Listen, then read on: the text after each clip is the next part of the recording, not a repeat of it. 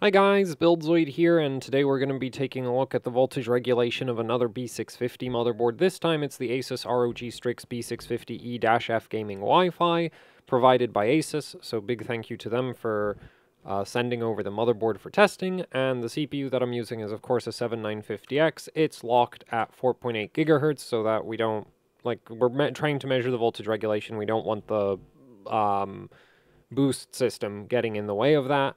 The memory's at 6,000 because I am going to be using LinPack as my workload here, and LinPack is very sensitive to memory settings, so if you run it at bad memory settings, it runs quite differently from how it runs if you have good memory settings. So if you wanted to replicate my results, you would need to copy my memory settings.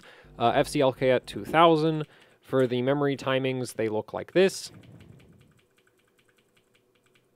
We're not going to get into them. You just need to know what they are if you wanted to replicate my results, or at least my test methodology.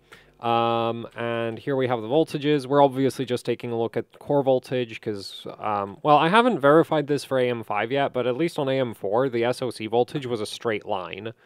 And I'm serious about that. At least if you didn't have an iGPU. I didn't check what happens if you use an APU, but on the actual, CPUs...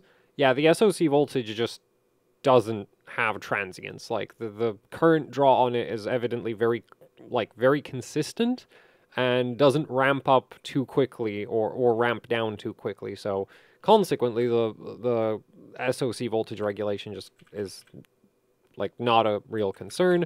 And then we have the memory voltages raised a bit so that the memory can run the settings that it's currently set to.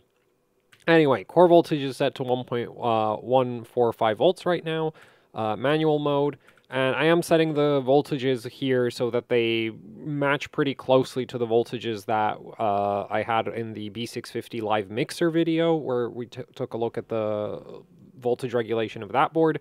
So, assuming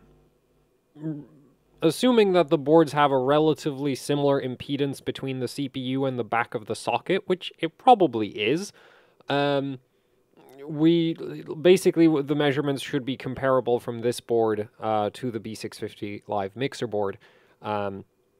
So yeah, anyway, we're going to start off with level 1 LLC, which is the lowest LLC setting on ASUS boards, so the highest amount of V-droop. And then I have the current capability maxed out. Doesn't unfortunately go very high, but I don't know what the default current capability is, so maybe this is, well, I haven't run into the board shutting down yet, so that's mainly what this affects. It just changes the overcurrent protection level on the VRM. I'm honestly not sure why ASUS bothers including settings like this. Like, Gigabyte boards just have the OCP set so high that you're never gonna hit it. So you don't have to worry about, manually changing it, but, well, whatever. There is a switching frequency setting. I tried messing around with it in pre-testing for this video. It doesn't do anything. You can just leave it on auto. It doesn't affect voltage regulation in any way, shape, or form. In fact, at 450 kilohertz, which is the maximum switching frequency, things actually tend to get worse, which is not surprising. Most modern motherboards actually do that. It is very rare that a motherboard actually gets better voltage regulation with higher switching frequency. I'm not sure why that is, because at least theoretically, having a higher switching frequency would mean that the current flowing through the inductors could be adjusted more often. Therefore, theoretically, you should achieve better voltage regulation. And at least on GPUs, that is very much the case. On most GPUs, if you increase the switching frequency, your voltage regulation gets better. On most motherboards, it either does nothing or gets very slightly worse, which, yeah, it's, I don't know why motherboards behave this way. It might have something to do with the fact that, GPUs are BGA and motherboards have a CPU socket in the way, so, yeah, anyway, then we have power control, which is just on thermal balance. Again, this really doesn't affect anything from my testing. And power phase control is on auto because that also doesn't really affect anything from my initial testing. So that's the settings that we're going to be running here first. And in terms of how the oscilloscope is connected to the motherboard, there's just a piece of coax soldered to the bottom rightmost multilayer ceramics for V-core, so the multilayer ceramic capacitors. And the reason I'm measuring from those is because the bottom right multilayer ceramics for V-core are as far away from the V-core VRM as you can get. So that's where we should see the worst transients. Because, yeah, we're at like the other end of the V-core power plane. Oh, and there is a 50 ohm termination at the oscilloscope because I am just using a piece of coax, so that's kind of a requirement. Without the 50 ohm termination, you get a whole bunch of ringing and your measurement just ends up being bad. Very bad. So, here we are in Windows, and we're just going to go straight to running LinPack to 510. Unfortunately, this board, I can't quite get the voltages exactly where I would want them to be. What I mean by that is that the average voltage, yeah, right now it's a bit lower than I'd ideally... Actually, it's a lot lower. This board seems to float around quite a bit. Like our current average voltage, which some of that's tied to the temperature. Though I'm not sure if that's tied to the temperature of the CPU, power plane, or voltage regulator, because there are some budget voltage regulators out there, and this is potentially one of them, that float around as their operating temperature changes, which is incredibly annoying, because, like, if your VRM is at, say, 50 degrees, you get different voltages than if your VRM is at 70 degrees. Not by a huge margin, it's a couple millivolts, but it's just kind of annoying if you're trying to take measurements where you want the voltage to be consistent, because as the system warms up, the voltage sort of slides upwards. Or down, depending on the exact component, though. Yeah, unfortunately, I don't have a data sheet for the chip that's used on this board. Also, LinPack's not running very well right now, which I'm not sure why it's doing that. But yeah, I don't have a data sheet for this chip, annoyingly enough. And also, I made a mistake in the PCB breakdown for this motherboard. I said this board is a 6-phase V-core VRM. It's not. It's a 4-phase VRM. There's 3 power stages in each phase, so... that's fun, but anyway, like, that's not a new thing. ASUS has done that on X570 boards in the past, but yeah, like, the average voltage is a bit lower than what I want it to be. Like, ideally, I wanted it to be about, like, 1.123. Unfortunately, I can't do anything about that, because if we go back into the BIOS, I can raise the average, like, I can raise the voltage by 5 millivolts, and then it's going to be a bit too high. So we're going to go with a bit too low. Okay, now I guess Windows was doing something in the background, which is why that first loop is, like, not good. Yeah. Anyway, so we're going to reset our statistics for a bit, and our average voltage is, you know, approaching 1.12 volts. Our minimum is actually quite low. It's a lot lower than I was expecting it to be. It's interesting.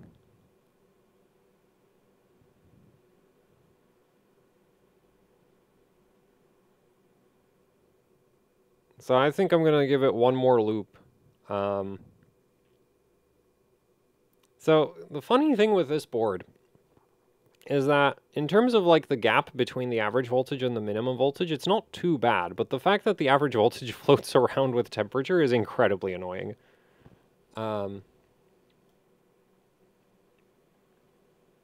Okay, no, it is consistently going slightly below 1.07. So it wasn't a fluke.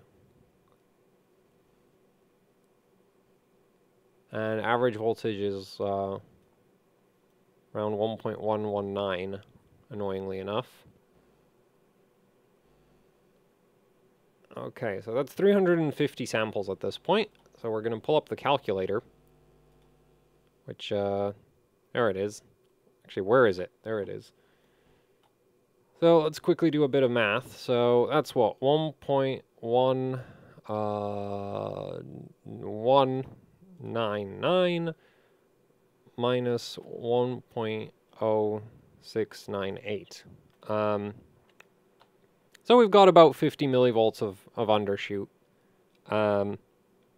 Which, off the top of my head, is slightly better than the ASRock B650 live mixer board. But the really interesting thing with this board, though, is that the voltage regulation doesn't really change as you increase the LLC setting, as you're about to see. Because ASUS, like, apparently, I guess they went ahead and, like, tested the load line calibration on this board. And basically, you can't set an LLC that's like really, really bad at voltage regulation. Most motherboards will give you an LLC setting that's pretty much unusable because of how much undershoot you end up getting. But yeah, this board, like, you can't set your LLC that aggressive on this board. Yeah, so 50 millivolts of undershoot, that's not a bad result from my experience with AM5 motherboards so far. I don't think it's the best result. I think the best result I've seen is like 40 or 30 millivolts, but that was on the old oscilloscope, and so it's not like on the old oscilloscope there was a real problem of like it only measured down to 10 millivolts instead of now we get down into the like a tenth of a millivolt. So with the old scope, the issue... Wait, no, not level 3. We want level 2. At level 2, it should be 25 millivolts less. But yeah, with the old oscilloscope, if the average voltage was like 1.129 or 1.1... no, it would be 1.124... would round up to the same, or... Basically, the issue is that, like, that scope, the whole 10 millivolts of resolution wasn't enough. So, yeah, 40 millivolts on that oscilloscope is not necessarily comparable to 40 millivolts on this one. Because on the previous one, it might have actually been like a 30 millivolt difference or a 50 millivolt difference, depending on how... which way the rounding was working out on the average and the minimums. So, yeah.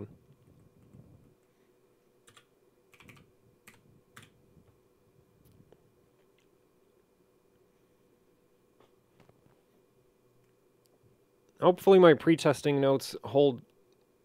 Okay, they did hold up. We are getting the average voltage that I wanted. So it's a bit higher than before. We're at 1.122, but... And our minimums are comparable. Yeah, that's the expected result here, is we're basically... Like, my expectation is that we're never really going to see anything significantly different from that 50 millivolts of undershoot that we got at level 4. Because that's been my experience with this board in, like, pre-testing. Is that it's pretty like, basically any LLC on this board you set, it's still going to be about 50 millivolts. And I forgot to stop the sampling, but...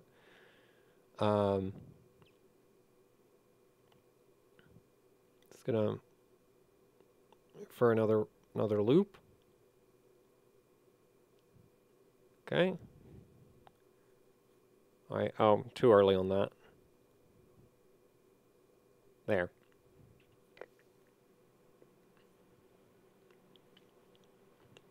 So now we're getting what, like 1.123 volts with...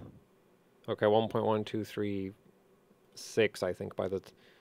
Yeah, like the average, obviously... And this is partially, like, it's partially also a temperature effect. As the CPU heats up, it pulls a bit more current. Now we're at 350 samples again, so I'm going to stop it. And we're going to... Okay, so that's 1.239.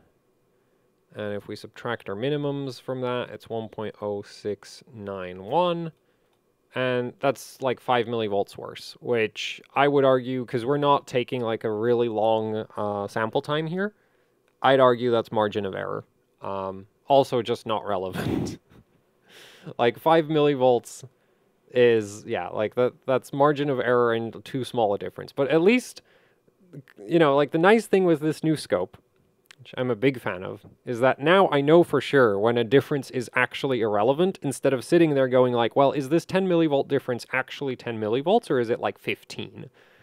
Or is it 5? Right? Because depending, again, on how the rounding would work out on the old oscilloscope, it could have been like exaggerating a 5 millivolt difference, or like it would have been exaggerating, say, a 6 millivolt difference, or it would have been compressing a, I think, 15 millivolt difference. But with this scope, we have more resolution than is really practical, so we don't have to worry about that anymore. If the scope says there's a 5 millivolt difference, then it's like, okay, we don't actually have to care about that. Anyway, let's try level 3. At level 3, we should be at 1.1 volts to still get the same average voltage. And we really shouldn't see any change. You know, it might also be that I manually set the VRM switching frequency to 300 kilohertz in pre-testing. So maybe that disabled like spread spectrum or something for the... Actually, I don't think it did. Because I remember trying to measure the switching waveform on the VRM being a massive pain. Which is a typical side effect of spread spectrum being active.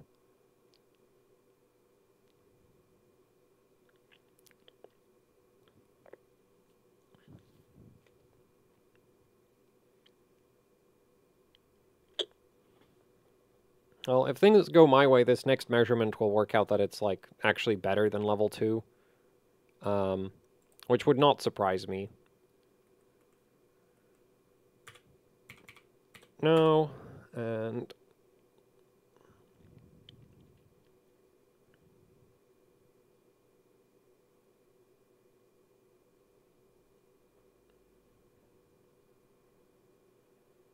Yeah, so now we're getting an average voltage that's like a millivolt lower than before.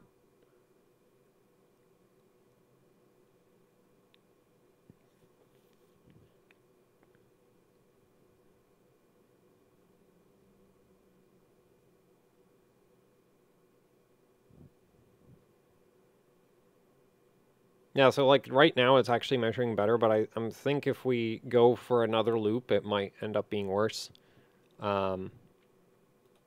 But right now, if we do the calculation, right, it's 1.1231 minus 1.0748.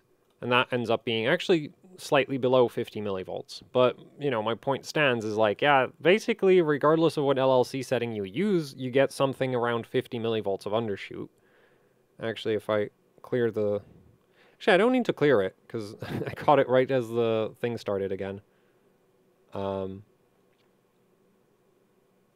actually, it looks like level 3 is doing a bit of a better job.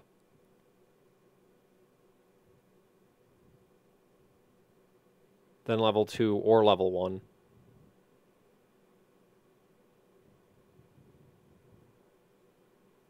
Oh, no, there's... Yeah, so, you know, like, we just caught one somewhat more substantial deviation, right? It dipped all the way down to 1.063. But that, I think, still works out to be roughly the same, right? Because we're, what, 1.1234 minus 1.063. Okay, that's about 60 millivolts. But considering that I'm not, you know, taking these measurements over a very long period of time, it's entirely possible that if I sampled at level 4 LLC longer, or like took the measurements for level 4 LLC longer, it would have eventually crept up to like 55 millivolts or something as well. Actually, not level 4, level 1. We haven't tested level 4 yet. Oop, I don't know why I closed the calculator. That was really stupid of me. Anyway, so yeah, that's level 3. Really not that different from level 2 or level 1, which, yeah, and the funny thing is even level 4 is still not that different from level 1, 2, or 3. So, yeah, and if I remember correctly, the ASRock board was getting about 60 millivolts undershoot, best case scenario. Like, that was the best measurement that I got from the ASRock board. So, yeah, no,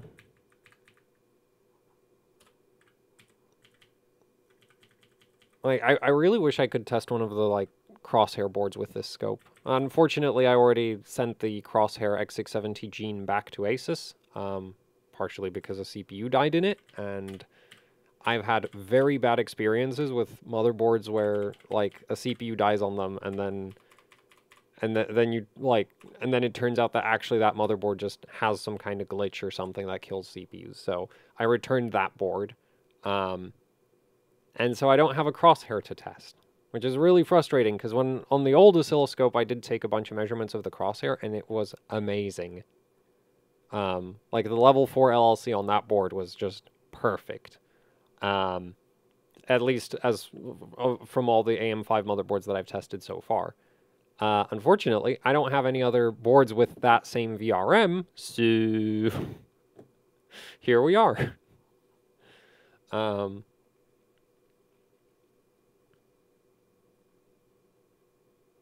I wonder if ASUS has a B650 board with that VRM, or at least something close enough to it, because basically what I mean by that VRM is like that VRM controller and those LLC settings.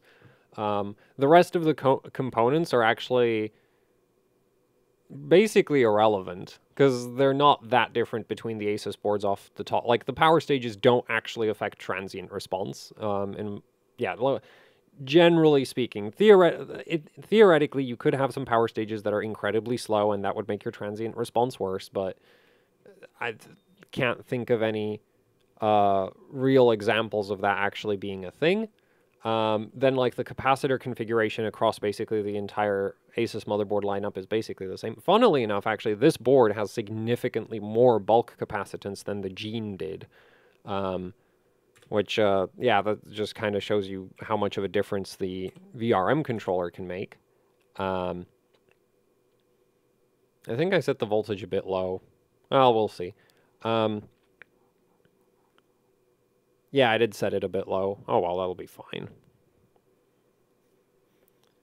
But, yeah, like, so if you have a faster VRM controller, or just a faster... well, basically faster VRM controller, you don't necessarily need as much capacitance because the controller can react to a transient like sooner than a slower controller.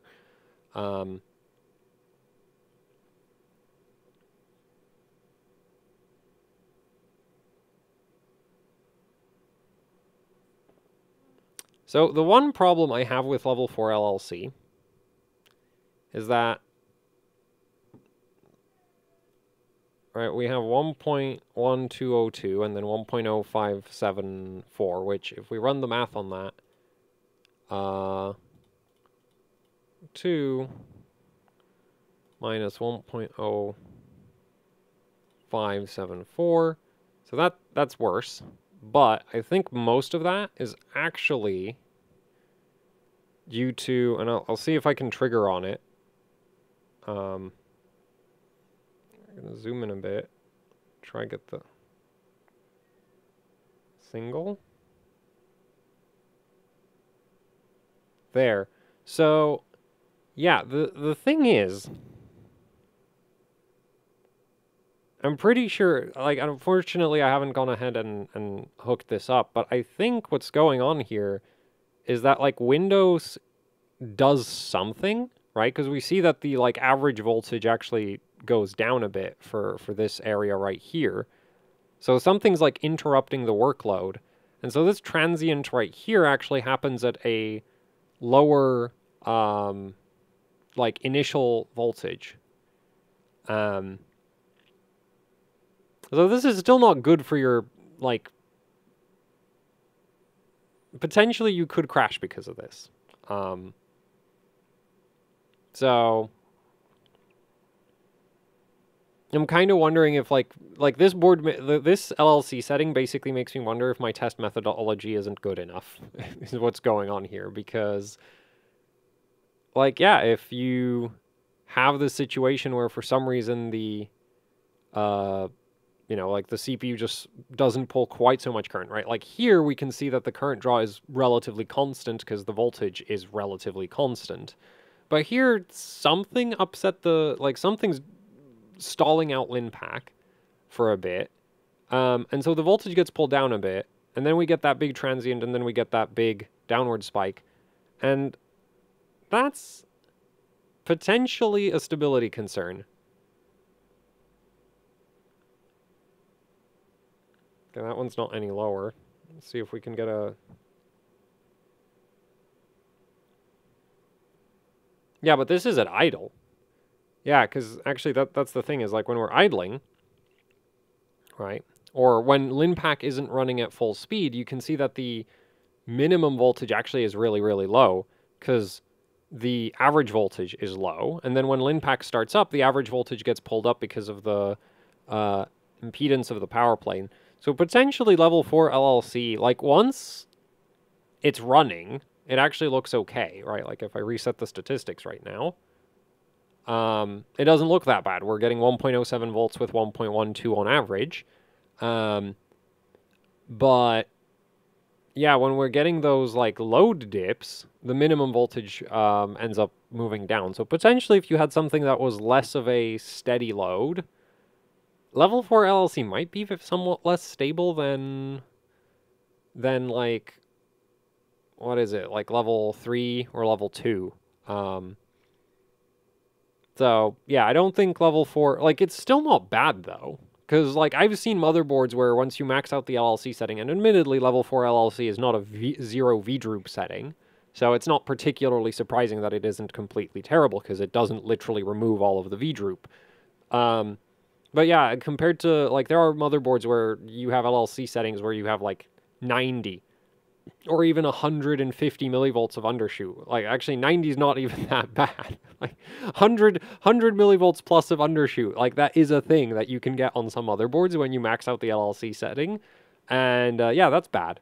Actually, I might even have measured a board that was hitting 200 at some point. But, yeah, so the Strix B6, the B650E Strix, no, it's Strix B650.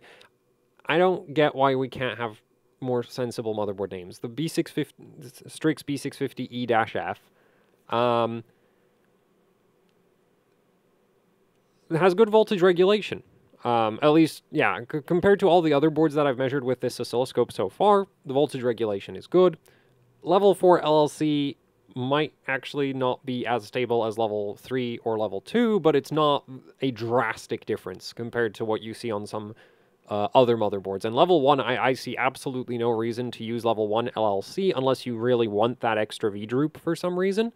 But yeah, if you're just doing static overclocks, like for benchmarking, and you're running like Cinebench, Geekbench, Y-Cruncher, you know, the various 3D Mark physics tests, Vantage, that kind of thing, I'd probably use level 2 or level 3 with this board.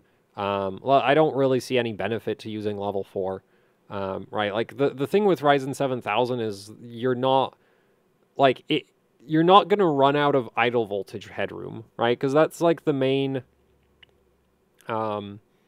detriment to having a very droopy LLC is that your idle voltage ends up being really high.